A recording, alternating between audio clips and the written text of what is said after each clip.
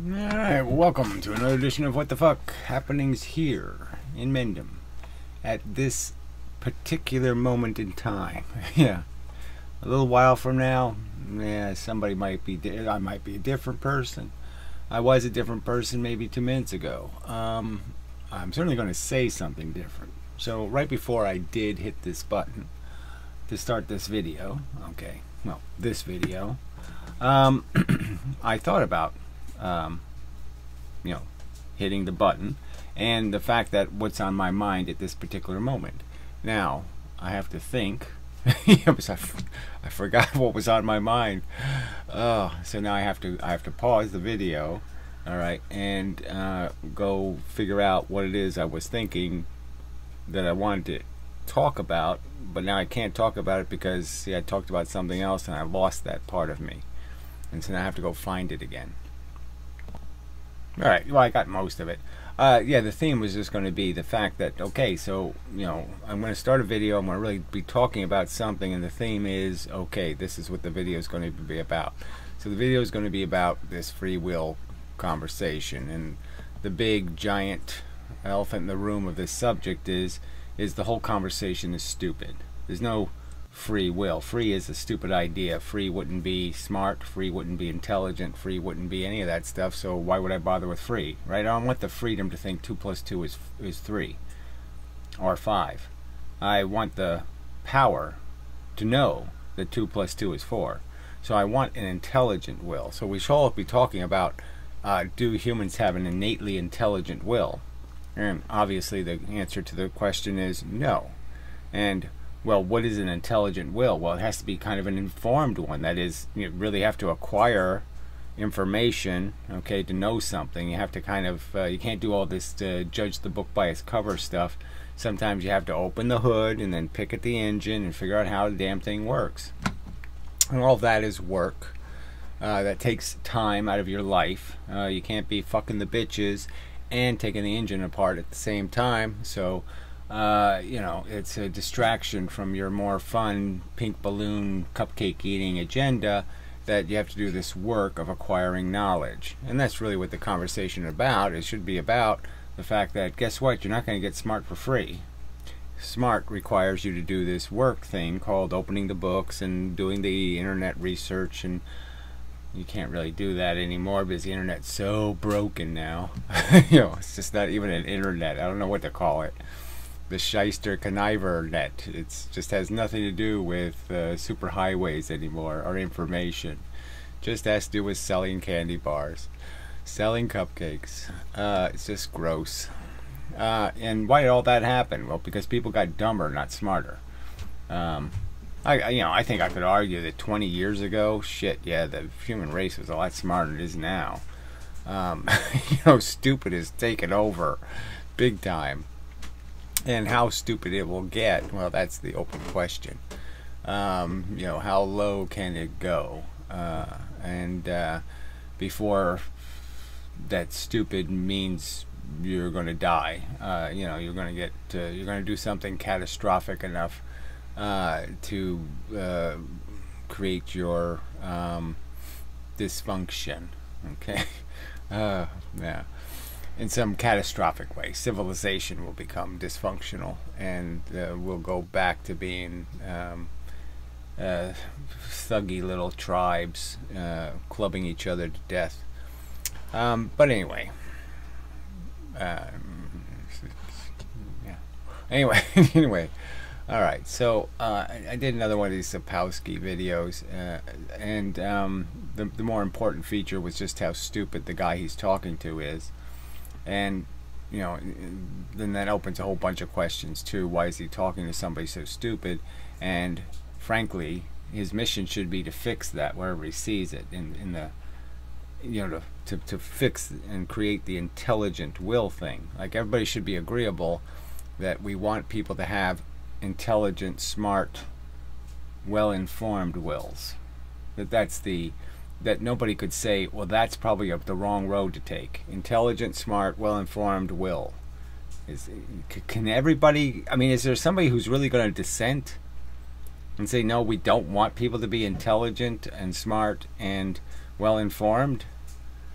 So that's the will we should be heading for. Everybody should be agreeable that wills controlled by extensive understanding and knowledge are the wills we should want. And the wills that are governed by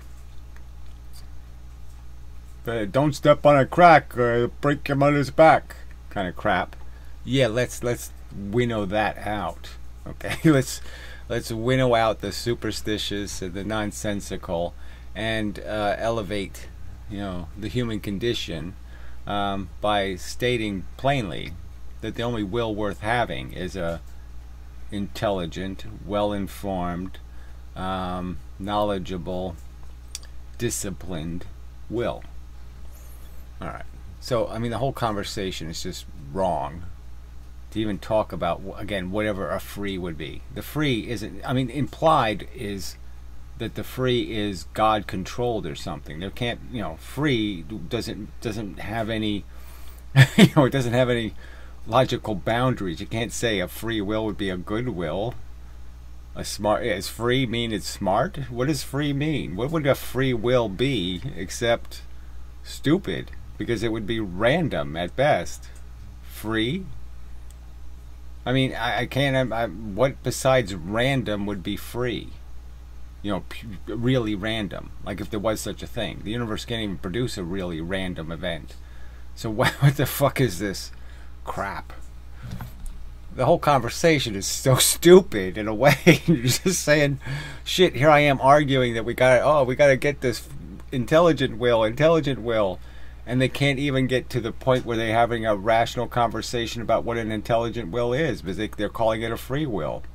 They can't even figure out that free is not intelligent. Damn. So, I mean, yeah, it's just, oh, God, I got so much work to do. There's so much stupid in the world. There's just so much stupid.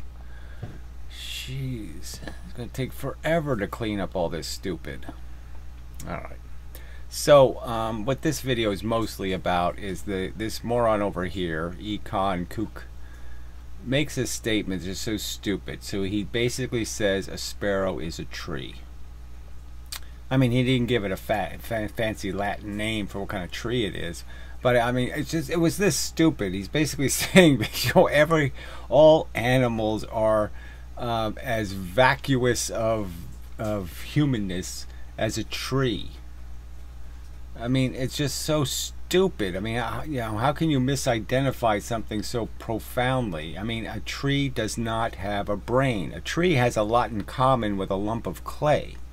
A tree doesn't have a lot in common with a sparrow because of the brain, the billions of neurons. That's the important part. Well, at least hundreds of millions of neurons.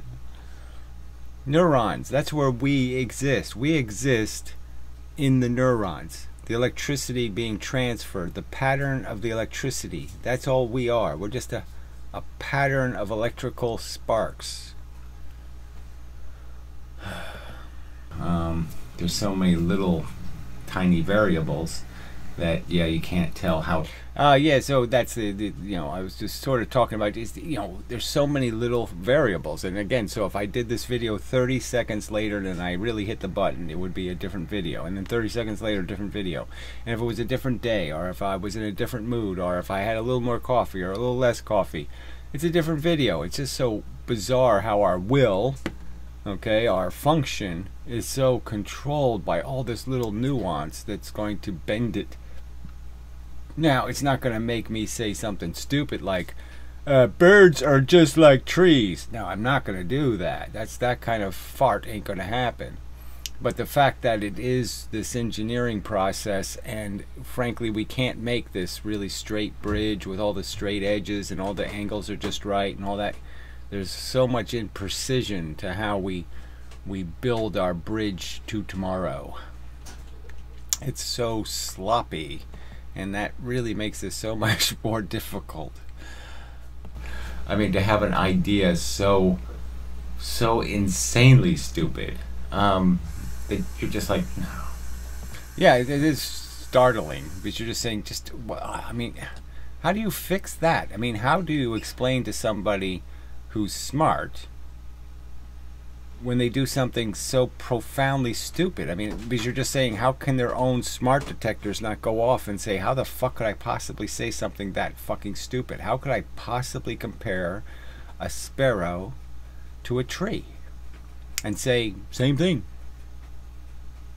How could you do that? It's like saying the nail in the eye is the same as the cupcake, or saying, how does a brain dysfunction that profoundly and still be able to put his glasses on right side up?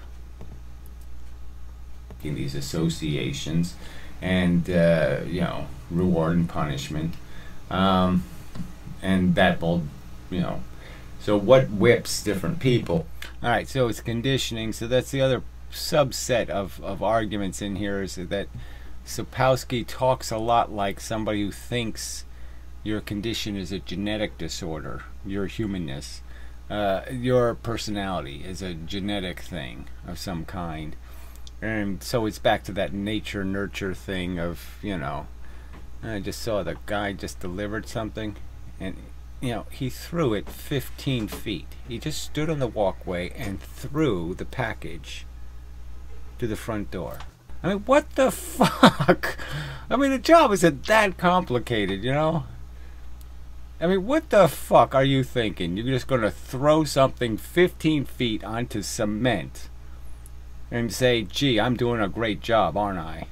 Oh, I mean, god damn it. Alright, so I'll be back. I have to go get it before somebody steals it. Alright, should be back. So he throws the package. He doesn't even get it on the porch. The whole porch, it's covered, and then there's stairs. And so it's on the stairs, and then he takes a picture of him throwing it on the stairs. Plus, it's raining. So it's in the rain. And he's okay with that because he took a picture of it. So, I guess obviously nobody's going to review the pictures and say, you really should throw things. If you're going to throw them, you should actually make sure you're going to throw them correctly enough to get to the door or somewhere close to the covered part. But, obviously the guy doesn't have a do a good job will. He just has a let me just get this done and get my paycheck will. And that's what we should be talking about. Is people have shitty, I'll just do it good enough to get paid wills, versus people who are like, yeah, well, if I'm going to do something, then do it right. Don't do it wrong, do it right. But anyway, that's the conversation that frankly should be taking place, is all of this fucking nuisance dysfunction. All of these people, every time somebody gets a traffic ticket or some other thing, they ought to just be pointed out. Look at all the trouble you're causing. We have to hire these stupid moronic thuggy cops and pay them, and then we have to do this whole court fiasco and all these fucking moron bureaucrats who don't even know what the fuck they're doing. They get a salary, plus this moronic pompous judge asshole who doesn't even know the law. I mean, you have to do all this crap to process this, to do this, because you can't obey a simple little fucking idea that yeah, maybe I shouldn't go 60 miles an hour down, a street full of kids. Too fucking stupid. We just shouldn't live in a world full of too fucking stupid. We should have like real penalties against it. It should real disincentives to be too fucking stupid. The fact that people still drink and drive, and you're just like, god damn it, they haven't gotten that message. Fuck works, or how this works, or how that works. That's one you probably should have aborted. Yeah, so just basically talking about, yes, there's certain levels of dysfunction that, little bells should go off, and it should say reject, and, it gets kicked off the assembly line, and you just say, let's not bother with further processing. Let's not even try to recover this thing. It's like these mass murderers and all this. Why would you even try to reclaimate one of these people? Why wouldn't you just say their dysfunction is too catastrophic, the end, done, okay, we're going to decommission it. Alright, we're going to pull out its chips. It's going to stop it, we're going to discontinue its function. Period. Be done with it. All this nonsense about how it's couldn't help being broken. Well, so what? Doesn't change the argument any. Broken be bad. Okay? Again, I could introduce somebody into this process of, let's go out and shoot a little animal, and then, you know, so I just talked about again how, you know, you can condition a kid to be anything pretty much, right? And so that's what happens to human beings. They get conditioned to accept all kinds of nonsense that, you know, theoretically you could introduce them to it, and, you know, with the facts, and make it kind of clear that, yeah, you really don't want to have anything to do with that. You really don't want to be harming things unnecessarily. So, you know, you could just go to the store and you could just point to the meat aisle and say, see, there's these little pieces of carcass, and this is what carcassing involves, you know, torture and all kinds of impositions on animals, and then this indignity of being butchered for our gratification. Or you can just go to the potato chip aisle and just say, see, potato chip, harmless. Potatoes under the ground, no real big deal, not a real issue. And then, you know, I mean, I saw a robin this year in front of a mirror, you know, and it kept, you know. So this is, you know, after this asshole basically said that sparrows are trees. So I, you know, I was just equating a personal story with a robin. Don't know if we need that in the video, but okay. You know, and it's just that he was going through all these antics, you know, because he was seeing himself in the mirror and obviously thought the other bird was not him. And but clearly a whole involved strategy. You could see him trying to figure out how do I get around this thing? How do you go around trying to find the others, you know, the guy on the other side of the mirror? He's doing the whole all the basics. He's using his brain to try to find a solution. And that's all we do, is find solutions. And the biggest solution we want is, I want to feel better. That's our big goal, is feeling good. Okay, and that's exactly what the birds are, just trying to find their peace of mind. They're trying to find comfort. Okay, and they have these harassing thoughts, just like us. The things that interfere with our comfort are, you have to pay the bills, and you have to do this, and you have to do, you know, all this agenda. And the bird's got the same problem. It knows it's got these impulses it's got to take care of, or it's not going to feel right. Can't feel comfortable until it's satisfied the impulse engine. But a tree. A tree. Do you see? He just compared a bird to a tree. I mean, how can somebody know the difference between a $5 bill and a $10 bill and not know the difference between a tree and a bird? So, you know, yeah, you just sit there and you just say, no. It's just not, there's not an acceptable explanation for that statement. There's no reasoning that I can apply that can make sense of it. Just none. You can't be that stupid.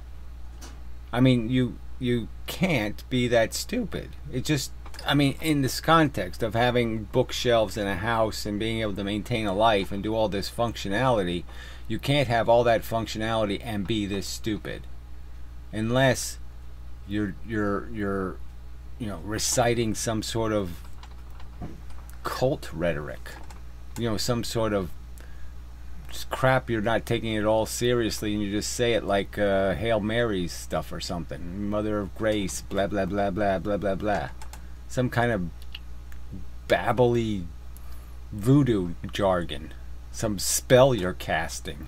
I'll spell, you know, he's casting his spell against reality by saying the magic words, I don't have to think anything else is real but me. Some kind of mantra of bullshit. We'll turn to the sun and turn to the sun. I mean, so he's talking about trees. Trees don't even do this, right? So he's got this whole fake metaphor, this whole fake knowledge about how things function. Like somehow the tree does have a neuron, and that somehow the tree is thinking. And you know, this is well back to Puro and thirsty trees. Yeah, it's thirsty. Yeah, no, it doesn't have a brain, but it gets thirsty. God damn. I don't even, I can't even, you do have to know how something is caused before you can do something to prevent it, right? I mean, you have to dissect the causes before you can get to the prevention part. And it's like, well, how the fuck do I dissect this cause? What can cause a catastrophic, logic failure? This catastrophic. The logic is so inanely stupid. Yeah, amazing. That I have been programmed by my environment, and the environment has in many ways decided whether I had an interest or I didn't have an interest, that I, that I did. All right, so this is the nature-nurture thing. Clearly, it's the environment. The environment. It controls you, decides who you are, fundamentally. It's just undeniable that you have to have experiences, and you have to have experiences with things for you to be affected by those things. Have purpose and function, but don't have any function to us in civilization. I mean, in civilization, we'd rather just push the button. I mean, we'd rather just have, yes, make me relaxed, because I don't have to do it. Right. So I was talking a little bit about the distinction between our physiology, which is really old and crude and genetic and all that crap, and the part that's doing all the thinking and the more complex stuff. So yeah, the simple basic part is genetic. You can be impatient, and you can have moods, and you can have too much adrenaline and too little. You can be excitable, not excitable. But that stuff really isn't going to control whether you can figure out that a tree and a sparrow are different, fundamentally different machines. Then you're not useful. And thus they become real things to us. That's the weirdness of us. I mean, sort of sparrows. I remember I was in a lecture once. I just don't know why he didn't just say, look. Yeah, so now I was kind of just pissed off, because his reaction should have been, what the fuck are you talking about? Trees and sparrows are the same thing? No. The argument isn't about trying to make everything the same. The thing is to understand is the patterns. And the pattern of feeling and thinking goes way back evolutionarily.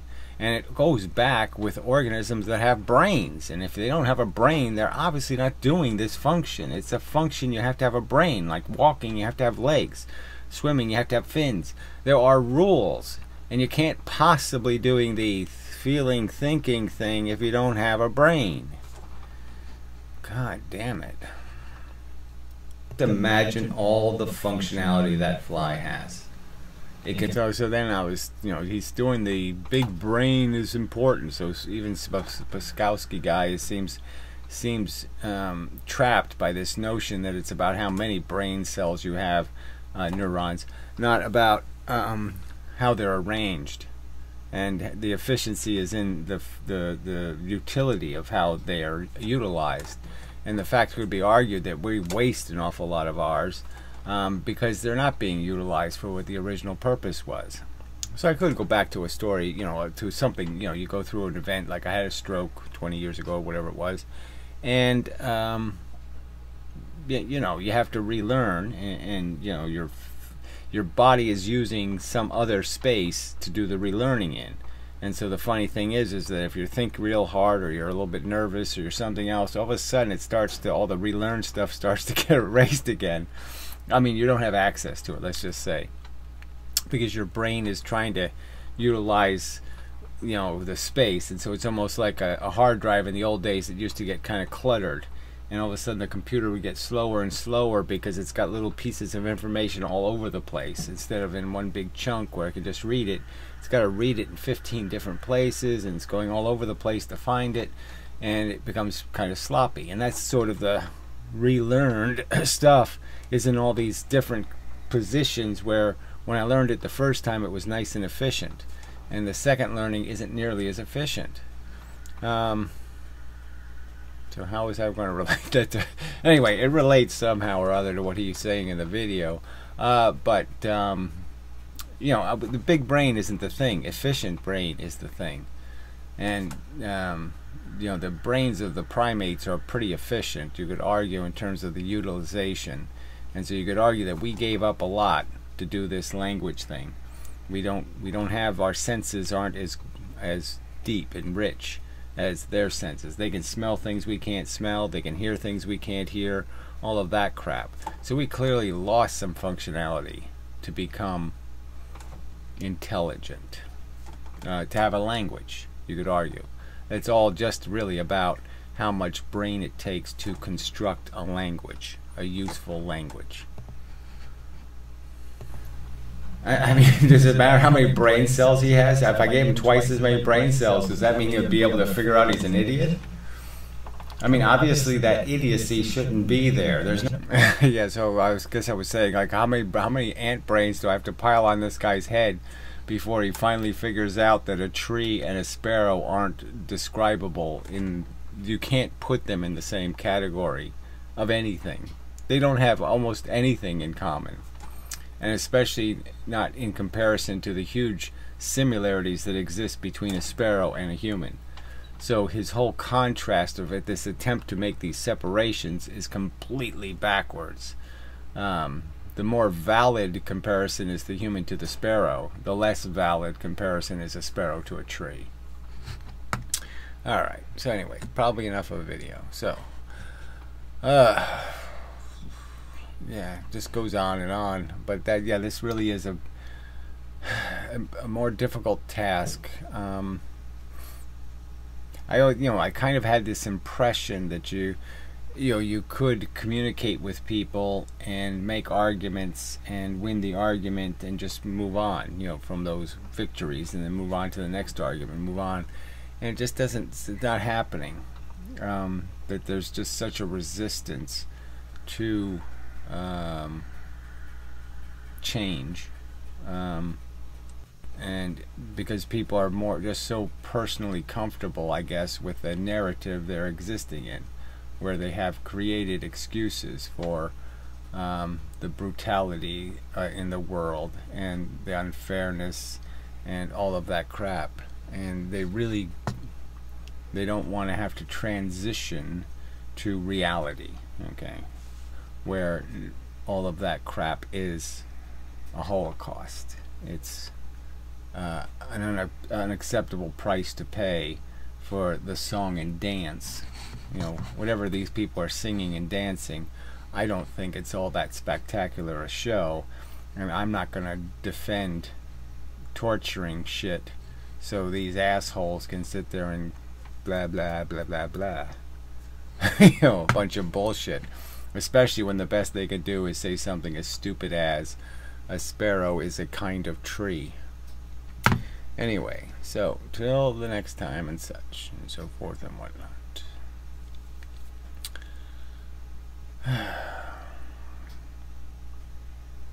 Yeah, it's just very discouraging living on a really stupid planet. I mean, it's just covered in stupid. Ugh.